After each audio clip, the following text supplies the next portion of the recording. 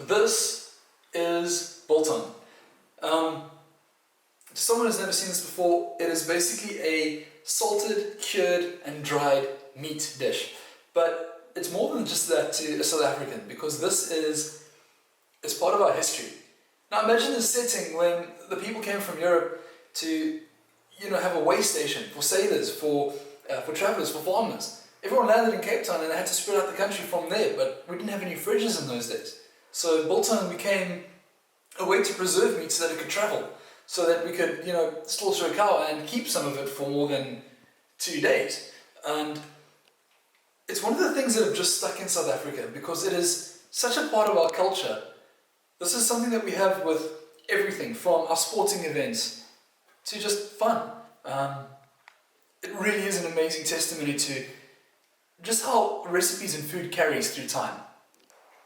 I wish you guys could taste this through the camera. It's just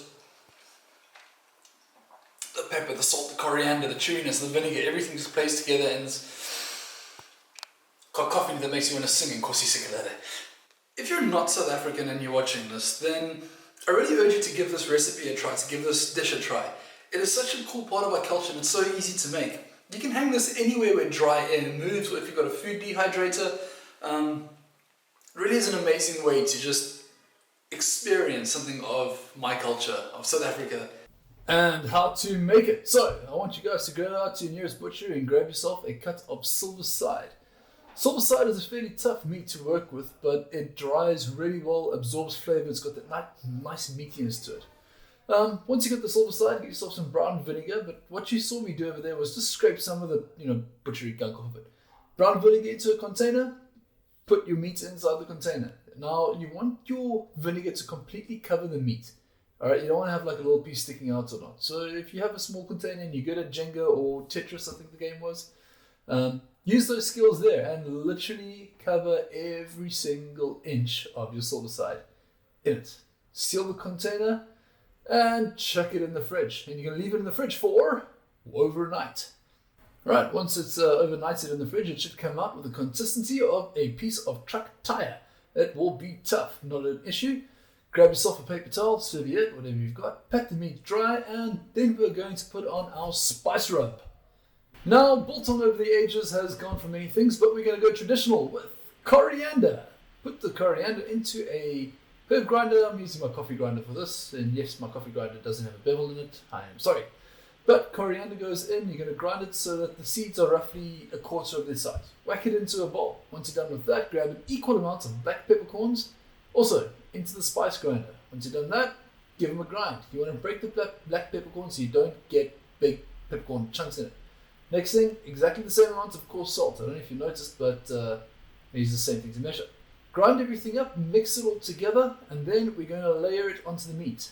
Now, I want you guys to completely cover the meat with this meat, with the rub. It's got to be every single inch.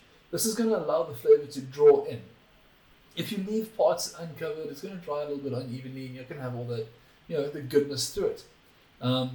You can have a lot of fun with this thing. As you can see, I have turned myself into Biltong Bay. Take your pre-biltong out of the fridge, and we're now going to stab and hang it. Stick a hook through it, and we're going to stick it into the food dehydrator. I've got this Manual Biltong King. It's a pretty cool device. I'll do an unboxing for it. I've done the unboxing. I'll just reveal it to you guys. Put your biltong in the biltong maker and let the air flow. The whole point of this whole mechanism is to pull air around the biltong and to suck out the moisture. It's got a light bulb in to add a little bit of heat, but not enough to cook the meat. It's very important that we do not cook it. This is air dried. Cool. So, leave it in for approximately 3 to 5 days, depending on how dry you want it. If you want it completely dry, to have like a, I can't even tell you what the consistency is.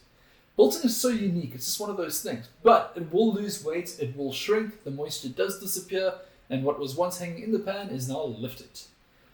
Once you've left your biltong in, I'd like you guys to sample it, take it out, dust some of the flavoring off of it, and press it down. If your thumb indents it, you're going to have a more or less wet biltong, but it's going to be good. As you can see right now, not completely dry like a desert carcass, but good.